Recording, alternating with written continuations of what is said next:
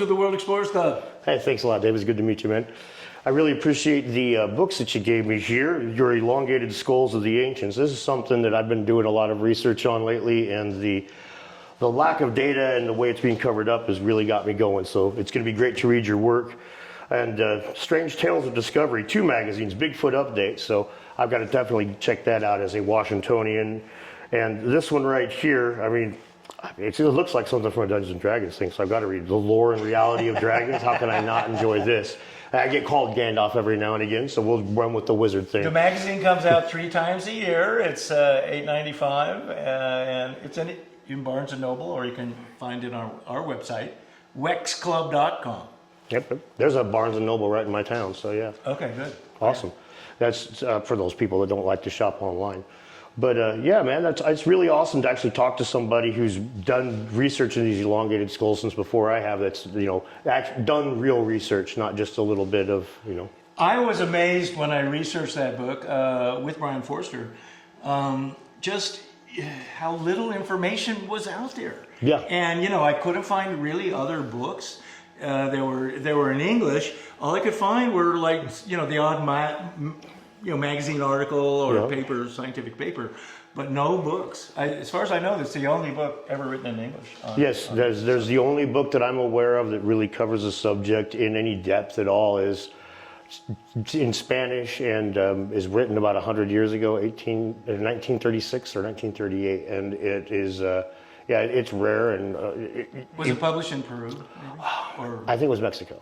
Okay. I want to say Mexico, okay. But there were Olmecs also did, and other people in Mexico. Yeah, there are definitely. It's all over. Yeah. And you know, scientists even 100 years ago, a scientist is liable to hop across the border to do some research. So, but yeah, it's something that that the cover up to me is really, you know, as more of a skeptical person and always wanting to take baby steps to get anywhere. The cover up of this is really frustrating because it's like I compare it to silver quarters. Imagine if you look through a bunch of rolls of quarters and you find no silver quarters anymore because they've all been cherry picked. Now imagine if somebody's trying to tell you they never existed. That's almost what it feels like at certain islands. They're just like, oh yeah, we've never had this. It's like, we know they were there. You know, I think there has been kind of recently, maybe because of Ancient Aliens, sort of a suppression.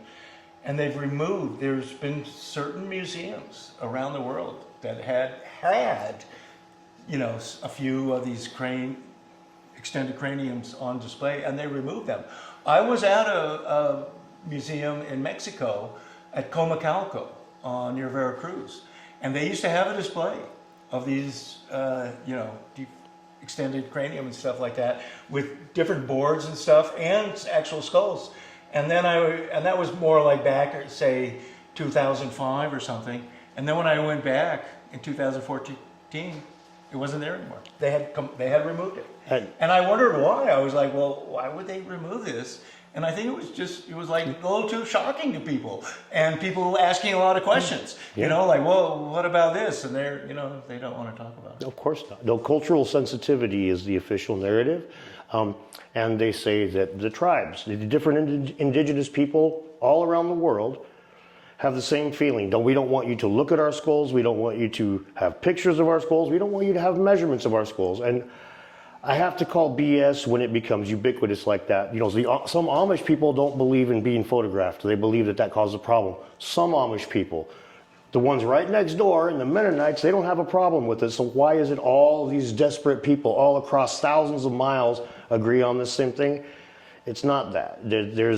And I mean, the island of Niue, in all honesty, is one of the worst to me because you can look and find nothing about. Google will tell you, all the Google AI, all your Google searches will tell you there is no such thing.